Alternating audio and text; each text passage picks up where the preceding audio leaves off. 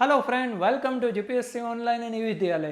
तो विद्यार्थी मित्रों, कॉम्प्यूटरनी क्वेश्चन सीरीजમાં આગળ વધીએ અને આજે ચર્ચા કરવાના છે ક્વેશ્ચન સિરીઝ 24 ની। અને વિદ્યાર્થી મિત્રો, લેક્ચરની પીડીએફ નીચે દર્શાવેલ ટેલિગ્રામ લિંક પરથી મેળવી શકો છો। ફરી વખત વિદ્યાર્થી મિત્રો રિમાઇન્ડ કરાવું કે મારી કમ્પ્યુટરની બુક ફાઇનલી માર્કેટની અંદર અવેલેબલ થઈ ચૂકી છે।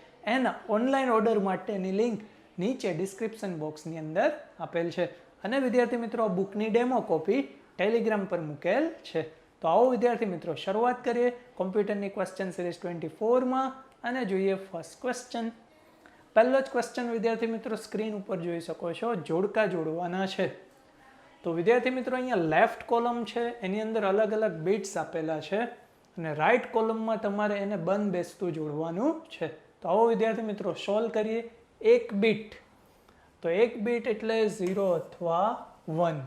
ત્યારબાદ 4 બીટ્સ, 4 બીટ્સને ભેગા કરું તો એક નિબ્બલ બને। ત્યારબાદ 8 બીટ્સ, 8 બીટ્સને ભેગા કરું તો એક બાઇટ બને। અને 10-24 બીટ્સ હોય તો કેટલા બાઇટ હોય? 128 બાઇટ્સ હોય। તો બસ વિદ્યાર્થી મિત્રો હવે જોડી દઈએ। પહેલાની સામે એ, પહેલાની સામે એ, ઓકે, પહેલાની સામે એ, બીજાની સામે સી, બીજાની સામે સી, ત્યારબાદ ત્રીજાની સામે બી, ત્રીજાની સામે બી અને ચોથાની સામે ડી। તો અહીંયા વિદ્યાર્થી મિત્રો આપણો રાઈટ આન્સર થશે ઓપ્શન સી। પહેલાની સામે એ છે, બીજાની સામે સી, ત્રીજાની સામે બી અને ચોથાની સામે ડી।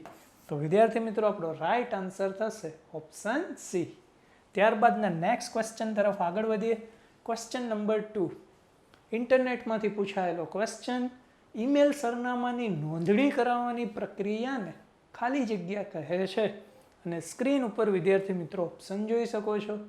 તમારે ઈમેલ આઈડી બનાવવું છે, નોંધણી કરાવી છે, તો એ જે પ્રક્રિયા પહેલાં થાય એને ખાલી જગ્યા કહે છે। તો વિદ્યાર્થી મિત્રો રાઈટ આન્સર આવશે સાઇન અપ। સાઇન અપની પ્રોસેસ વિદ્યાર્થી મિત્રો એક જ વખત કરવાની હોય કે જેની અંદર તમારું નામ લખવાનું, મેલ છો, ફિમેલ છો, એજ લખવાની હોય અને પછી તમારો પાસવર્ડ ને એ બધું સેટ કરવાનું હોય છે। તો એ જે નોંધણી કરાવો છો ને એ પ્રક્રિયાને શું કહેવાય? સાઇન અપ કહેવામાં આવે છે। આ પ્રોસેસ એક જ વખત કરવાની હોય। ત્યારબાદ ઈમેલ સેવાનો લાભ લેવો હોય તો તમારે સાઇન ઇન કરવાનું। કામ કમ્પ્લીટ થઈ ગયું, ત્યારબાદ ત્યાંથી બહાર નીકળવું હોય તો એના માટે કયો ઓપ્શન છે? સાઇન આઉટનો છે। તો અહીંયા ક્વેશ્ચન શું છે? નોંધણી કરાવવાની પ્રક્રિયાને ખાલી જગ્યા કહે છે। તો રાઈટ આન્સર થશે ઓપ્શન સી। ત્યારબાદના નેક્સ્ટ ક્વેશ્ચન તરફ આગળ વધીએ। ક્વેશ્ચન નંબર 3, નીચે પૈકી કઈ સંખ્યા આસ્કી અક્ષર એ ને રજૂ કરે છે? અને સ્ક્રીન ઉપર વિદ્યાર્થી મિત્રો ઓપ્શન જોઈ શકો છો। સ્ટાન્ડર્ડ 9 ચેપ્ટર નંબર 4 કમ્પ્યુટર મેમરીની આસ્કી શોર્ટ નોટમાં લાસ્ટમાં જોશો ને તો વિદ્યાર્થી મિત્રો એક ટેબલ આપેલું છે। આ ટેબલમાંથી જ પૂછાયેલો ક્વેશ્ચન છે અને અગાઉની ક્વેશ્ચન સિરીઝમાં લોટ ઓફ ક્વેશ્ચનની આ પ્રકારના પેટર્નની આપણે ચર્ચા કરેલી છે। તો અહીંયા ક્વેશ્ચન શું છે? એવી તો કઈ સંખ્યા છે જે આસ્કી અક્ષર એ ને રજૂ કરે? તો ઘણા વિદ્યાર્થી મિત્રોને ખબર નહીં હોય ને તો ઉતાવળથી 10 ટીક કરશે। કેમ? એને ઓલું યાદ હશે કે ભાઈ ડેસિમલમાં 10 તો હેક્ઝામાં એનો કોન્સેપ્ટ અહીંયા લગાવવાનો નથી।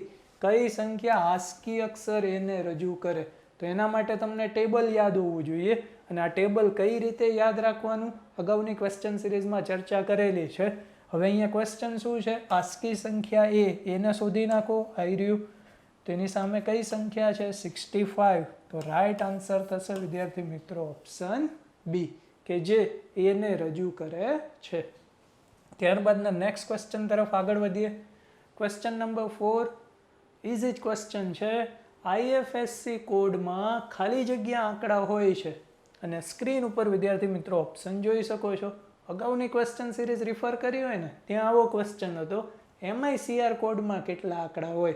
અહીંયા પેટર્ન ચેન્જ કરી, આઈએફએસસી કોડમાં ખાલી જગ્યા આંકડા હોય છે।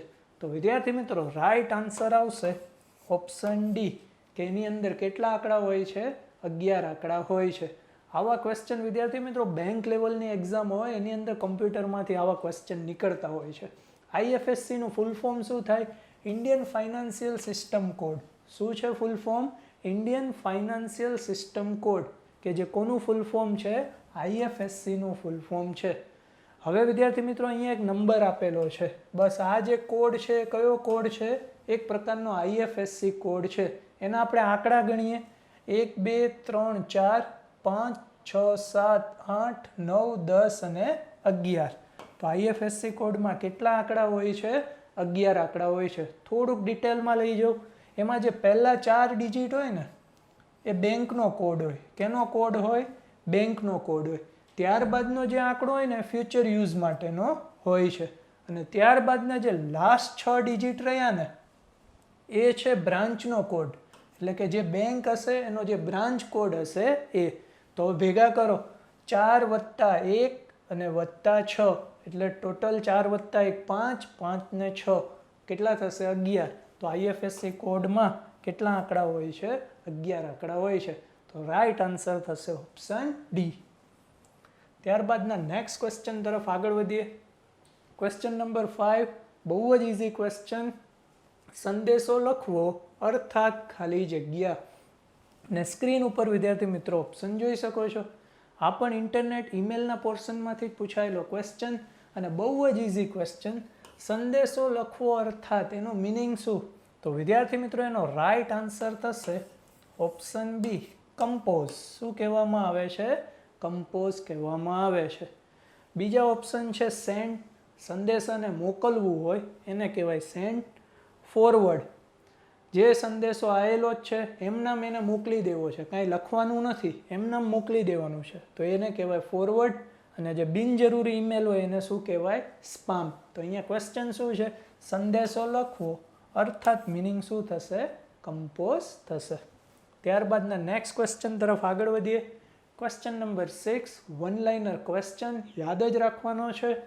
પ્રયુક્ત સિસ્ટમની નિર્બળતાઓને ખાલી જગ્યા તરીકે ઓળખવામાં આવે છે. એટલે કે જે પણ સિસ્ટમ છે એમાં જે ખામી રહી ગઈ છે, નિર્બળતા છે, એને ખાલી જગ્યા તરીકે ઓળખવામાં આવે છે.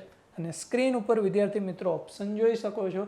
તો રાઈટ આન્સર થશે વિદ્યાર્થી મિત્રો ભેદતા, જેને ઇંગ્લિશમાં કહેવાય વેલ્યુનરેબિલિટીઝ. ખાસ ધ્યાન રાખજો, ભેદતા કે જેને ઇંગ્લિશમાં કહેવાય વેલ્યુનેબિલિટીઝ. તો અહીંયા ક્વેશ્ચન શું છે, પ્રયુક્ત સિસ્ટમની નિર્બળતાને ખાલી જગ્યા તરીકે ઓળખવામાં આવે છે. તો આપણો રાઈટ આન્સર થશે ઓપ્શન બી, ભેદતા. અને એનું ઇંગ્લિશ યાદ રાખજો, ભેદતાને ઇંગ્લિશમાં કહેવામાં આવે છે વેલ્યુનરેબિલિટીઝ. ત્યારબાદના નેક્સ્ટ ક્વેશ્ચન તરફ આગળ વધીએ. ક્વેશ્ચન નંબર 7, અવારનવાર કોમ્પ્યુટરની અંદર વિદ્યાર્થી મિત્રો ફાઇલ એક્સટેન્શન પૂછાતા હોય છે. અને અગાઉની ક્વેશ્ચન સિરીઝમાં ઘણા બધા આવા ક્વેશ્ચનની ચર્ચા કરી. એ જ પેટર્નમાં આગળ વધીએ. એક્ઝિક્યુટેબલ ફાઇલનું ફાઇલ એક્સટેન્શન. કઈ ફાઇલનું ફાઇલ એક્સટેન્શન પૂછેલું છે, એક્ઝિક્યુટેબલ ફાઇલનું ફાઇલ એક્સટેન્શન. તો વિદ્યાર્થી મિત્રો એક્ઝિક્યુટેબલ ફાઇલનું ફાઇલ એક્સટેન્શન હોય છે EXE. શું હોય છે, EXE. તમે કોઈ પણ કોમ્પ્યુટરની અંદર સોફ્ટવેર ઇન્સ્ટોલ કરો છો તો એ કઈ ફાઇલમાંથી તમે ઇન્સ્ટોલ કરો, તો એની પાછળ જોજો .exe લખેલું હશે. એ જ તમે ફાઇલથી તમે શું કરતા હો, ઇન્સ્ટોલ કરતા હોય છે. એટલે કે એ જે ફાઇલ હોય એ એક્ઝિક્યુટેબલ ફાઇલ કહેવાય અને એનું ફાઇલ એક્સટેન્શન શું હોય છે, .exe. તો આપણો રાઈટ આન્સર થશે ઓપ્શન બી. ત્યારબાદના નેક્સ્ટ ક્વેશ્ચન તરફ આગળ વધીએ. Question number 8, cyber security virus. એમાંથી પૂછાયેલો ક્વેશ્ચન. ખાલી જગ્યા એક એવા પ્રોગ્રામ અથવા કોડનો ભાગ છે કે જે કોઈ અન્ય પ્રોગ્રામની અંદર છુપાયેલો રહે છે. અને સ્ક્રીન ઉપર વિદ્યાર્થી મિત્રો ઓપ્શન જોઈ શકો છો. ક્વેશ્ચન વાયરસમાંથી પૂછાયેલો છે. એવો તો કયો પ્રોગ્રામ અથવા કોડ છે કે જે કોઈ અન્ય પ્રોગ્રામની અંદર છુપાયેલો હોય? તો વિદ્યાર્થી મિત્રો આનો રાઈટ આન્સર આવશે ટ્રોજન હોર્સ, એટલે કે ઓપ્શન સી. ટ્રોજન હોર્સ એક એવો પ્રોગ્રામ છે અથવા કોડ છે જે કોઈ અન્ય પ્રોગ્રામની અંદર છુપાયેલો રહેતો હોય છે. અને એનું બેસ્ટ એક્ઝામ્પલ છે, જે ઉદાહરણ છે, પાસવર્ડ ગ્રેબર, કે જે એક પ્રકારના ટ્રોજન હોર્સનું ઉદાહરણ છે. આવું નામ કેમ રાખવામાં આવેલું છે? તો વિદ્યાર્થી મિત્રો તમે એક ઇંગ્લિશ મૂવી જોયેલી હોય, ટ્રોય. આ ટ્રોય મૂવીમાં તમે લાસ્ટમાં જે ફાઇટ આવતી હોય છે કે ફાઇટમાં કઈ રીતનું હોય છે, આવી રીતે એક ઘોડાનું પૂતળું હોય છે જેની અંદર વિરોધી દુશ્મન સૈનિકો આની અંદર છુપાઈ ગયા હોય છે. તો એના ઉપરથી જે ટ્રોજન હોર્સ, જે ટ્રોય જે ફિલ્મ છે એના ઉપરથી જ આવું નામ રાખવામાં આવેલું છે. શું? ટ્રોજન હોર્સ, કે જે આ ઘોડાની અંદર બધા છુપાઈ ગયેલા હોય છે અને પછી એટેક કરતા હોય છે. તો બસ એ જ સામ્યતા અહીંયા છે કે પ્રોગ્રામ અથવા કોડનો ભાગ કે જે અન્ય પ્રોગ્રામની અંદર છુપાયેલો હોય છે. તો આપણો રાઈટ આન્સર થશે ઓપ્શન સી. ત્યારબાદના નેક્સ્ટ ક્વેશ્ચન તરફ આગળ વધીએ. ક્રિપ્ટોગ્રાફીમાંથી પૂછાયેલો ક્વેશ્ચન, એવી માહિતી કે જે એન્કોડિંગ અને ડિકોડિંગ પ્રક્રિયા માટે સાઇફરને પૂરી પાડવાની હોય છે તેને ખાલી જગ્યા કહે છે. અને સ્ક્રીન ઉપર વિદ્યાર્થી મિત્રો ઓપ્શન જોઈ શકો છો. ક્રિપ્ટોગ્રાફીમાં એન્કોડિંગની પ્રક્રિયા થાય અને ડિકોડિંગની પ્રક્રિયા થાય ત્યારે એક વસ્તુ અવશ્ય જોઈએ અને એ વસ્તુ છે વિદ્યાર્થી મિત્રો કી. શું છે? કી. તો આપણો રાઈટ આન્સર થશે ઓપ્શન ડી. આ કીની મદદથી જ એન્કોડિંગ અથવા ડિકોડિંગની પ્રક્રિયા થાય. અને આ જે કી હોય છે પબ્લિક પણ હોઈ શકે અથવા પ્રાઇવેટ પણ હોઈ શકે. તો એ જ ક્વેશ્ચન અહીંયા પૂછેલો છે કે એન્કોડિંગ અને ડિકોડિંગ પ્રક્રિયા માટે સાઇફરને પૂરી પાડવાની હોય છે તેને ખાલી જગ્યા કહે છે. તો રાઈટ આન્સર થશે ઓપ્શન ડી. ત્યારબાદના નેક્સ્ટ ક્વેશ્ચન તરફ આગળ વધીએ. Question number 10. અવારનવાર વિદ્યાર્થી મિત્રો કોમ્પિટિટિવ એક્ઝામમાં વિધાનવાળા ક્વેશ્ચન પૂછાતા હોય છે. અહીંયા ક્વેશ્ચન છે, નીચેનામાંથી ખોટું વિધાન શોધવાનું છે. આવા પ્રકારના ક્વેશ્ચન વિદ્યાર્થી મિત્રો ઇઝી જ હોય છે, થોડોક ટાઈમ લઈ લેતા હોય છે. વાંચીએ, 3 તો સાચા જ હશે, એક જ ખોટું વિધાન શોધવાનું છે. વેબ પરના દસ્તાવેજોને વેબ પેજ કહે છે, બિલકુલ સાચું છે. વેબ પેજના સમૂહને વેબસાઇટ કહે છે, બિલકુલ સાચું છે. એક વેબ પેજ પરથી બીજા વેબ પેજ પર જવાની પ્રક્રિયાને સર્ફિંગ કહેવામાં આવે છે, તો એ પણ સાચું છે. તો વધ્યું એ જ શું હશે? ખોટું હશે. વેબસાઇટ શોર્ટ કોડ ભાષામાં લખવામાં આવે છે, બિલકુલ રોંગ છે. HTML ભાષામાં લખવામાં આવે છે અને એનું ફૂલ ફોર્મ છે હાઇપરટેક્સ્ટ માર્કઅપ લેંગ્વેજ. તો અહીંયા કયું વિધાન ખોટું પડે છે? Option D. તો આપણો રાઈટ આન્સર થશે ઓપ્શન ડી. ત્યારબાદનો ક્વેશ્ચન માઇક્રોસોફ્ટ એક્સેલમાંથી ક્વેશ્ચન નંબર 11 કે માઇક્રોસોફ્ટ એક્સેલમાં લખાણ રોટેટ કરવા માટે ખાલી જગ્યાનો ઉપયોગ કરવામાં આવે છે. એકદમ બેઝિક પ્રેક્ટિકલ લેવલનો ક્વેશ્ચન છે અને સ્ક્રીન ઉપર વિદ્યાર્થી મિત્રો ઓપ્શન જોઈ શકો છો. ક્વેશ્ચન શું છે? લખાણને રોટેટ કરવા માટે. ઘણા વિદ્યાર્થી મિત્રોએ આન્સર આપ્યો હશે અલાઇનમેન્ટ. અલાઇનમેન્ટ નહીં આવે, એને તો લખાણ જે હોય એને ખસેડી શકો, પણ અહીંયા તો શું છે? લખાણને રોટેટ કરવાનું છે. તો લખાણને રોટેટ કરવા માટે વિદ્યાર્થી મિત્રો ઓરિએન્ટેશનનો ઉપયોગ થાય છે. કોનો ઉપયોગ થાય છે? ઓરિએન્ટેશનનો ઉપયોગ થાય છે કે ઓરિએન્ટેશનની મદદથી તમે લખાણને રોટેટ કરી શકો છો. વધુ માહિતી સમજીએ. માઇક્રોસોફ્ટ એક્સેલ ઓપન કરો ને, એમાં હોમ મેનુમાં જ જવાનું અને ત્યાં એક ઓપ્શન છે અહીંયા. આ ઓપ્શન શેનો છે? આવી રીતનો એરો બી આપેલો છે, તો બી ખબર પડી જાય. આ એરો છે એ કોનો છે? ઓરિએન્ટેશનનો. અને ઉદાહરણ આપીને બી સમજાયેલું છે. મારું નામ જે રોટેશનની રીતે લખેલું છે. તો આપણો રાઈટ આન્સર થશે વિદ્યાર્થી મિત્રો ઓપ્શન સી. ત્યારબાદનો next question number 12 Microsoft power પોઈન્ટમાંથી પૂછાયેલો ક્વેશ્ચન. માઇક્રોસોફ્ટ પાવર પોઈન્ટમાં સ્લાઇડનું બેકગ્રાઉન્ડ બદલવા માટે ફોર્મેટ બેકગ્રાઉન્ડનો ઉપયોગ થાય છે. આ તો આપેલું જ છે. શું આપેલું છે? કે સ્લાઇડનું બેકગ્રાઉન્ડ બદલવું હોય તો કોનો ઉપયોગ થાય છે? તો ફોર્મેટ બેકગ્રાઉન્ડનો ઉપયોગ થાય છે. હવે ક્વેશ્ચન શું છે? આ ખાલી જગ્યા મેનુમાં આવેલું હોય છે. એનો મતલબ કે ફોર્મેટ બેકગ્રાઉન્ડ કયા મેનુમાં આવેલું હોય છે એનો તમારે આન્સર આપવાનો છે. અને સ્ક્રીન ઉપર તમે ઓપ્શન જોઈ શકો છો. અગાઉની ક્વેશ્ચન સિરીઝ રિફર કરી હોય ત્યાં પણ આવા જ પ્રકારનો એક ક્વેશ્ચન હતો કે પાવર પોઈન્ટની અંદર સ્લાઇડની સાઇઝ બદલવા માટે સ્લાઇડ સાઇઝનો ઉપયોગ થાય છે. આ કયા મેનુમાં આવેલું હોય છે? તો ત્યારે તમે આન્સર આપ્યો તો ડિઝાઇન. હવે ક્વેશ્ચનની પેટર્ન થોડી ચેન્જ થઈ કે સ્લાઇડનું બેકગ્રાઉન્ડ બદલવા માટે ફોર્મેટ બેકગ્રાઉન્ડનો ઉપયોગ થાય છે. એ કયા મેનુમાં આવેલું હોય છે? તો એની બાજુમાં જ આવેલું હોય છે. તો આપણો રાઈટ આન્સર શું થશે? ડિઝાઇન, એટલે કે ઓપ્શન બી. વિસ્તારથી સમજીએ. માઇક્રોસોફ્ટ પાવર પોઈન્ટને ઓપન કરશો ડિઝાઇન મેનુમાં જશો તો સ્લાઇડ સાઇઝની બાજુમાં જ શું છે, ફોર્મેટ બેકગ્રાઉન્ડ. કયા મેનુમાં આવેલું છે, ડિઝાઇન મેનુમાં. તો રાઈટ આન્સર થશે ઓપ્શન બી. ત્યારબાદના નેક્સ્ટ ક્વેશ્ચન તરફ આગળ વધીએ. ક્વેશ્ચન નંબર 13, ફરી વિધાનવાળો ક્વેશ્ચન. નીચેનામાંથી ખોટો વિકલ્પ શોધવાનો છે. 3 સાચા હશે, 1 ખોટું હશે.